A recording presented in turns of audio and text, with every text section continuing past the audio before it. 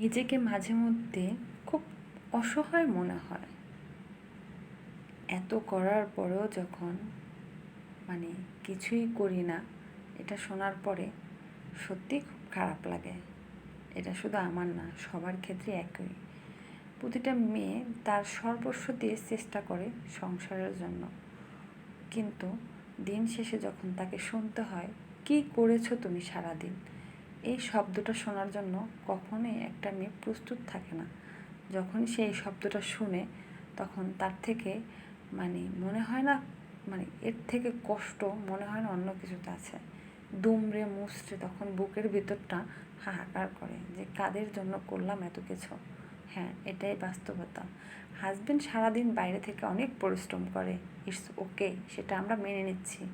But একটা মেয়ে সারাদিন বাসায় বসে শুয়ে খেয়ে যদি সংসার করতে পারতো, তাহলে কোনো সংসারই এতটা প্রবলেম থাকতো না, এত কিছু স্যাক্রিফাইস করতে হতো না, এত ডিভোর্স হতো না। হ্যাঁ, হাজব্যান্ড এসে যখন বলে তুমি সারাদিন কী করছো, এটা এখানে কেন, ওটা এখানে কেন, এটা এভাবে কেন রাখছো, আসলে তখন সব থেকে বেশি কষ্ট লাগে।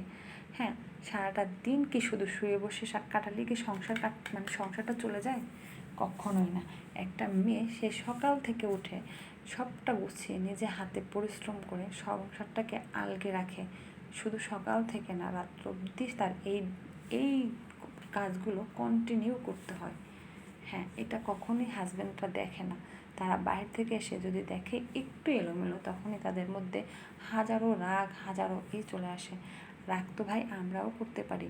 তুমি যেরকম বাইরে থেকে হাজারো কাজ করে আসছো, আমরা তো বাসায় বসে নেই। তোমার জন্য রান্না করতে হয়, তোমার ঘরটা গুছিয়ে রাখতে হয়, তোমার বেবি থাকলে তোমার বেবিকে সময় দিতে হয়, বেবিকে ডায়পার চেঞ্জ করতে হয়, খাওয়াতে হয়, ঘুম পাড়াতে হয়, এছাড়াও হাজারো কাজ থাকে। তাহলে তুমি যদি রাগ করতে পারো, সেক্ষেত্রে কি আমাদের রাগ করাটা যায় না?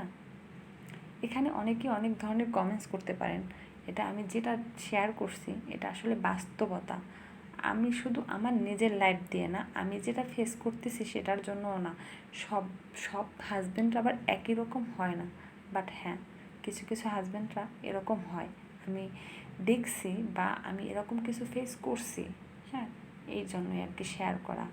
যাই হোক, এরকমটা করা উচিত না। একটা মেয়ে সারাটা দিন বাসায় বসে শুয়ে কাটায় না রে ভাই। প্রচুর পরিমাণ কষ্ট তারও করতে হয় একটা সংসার গুছিয়ে রাখতে। এটা আপনাদের বোঝা উচিত। আল্লাহ হাফেজ, আসসালামু আলাইকুম।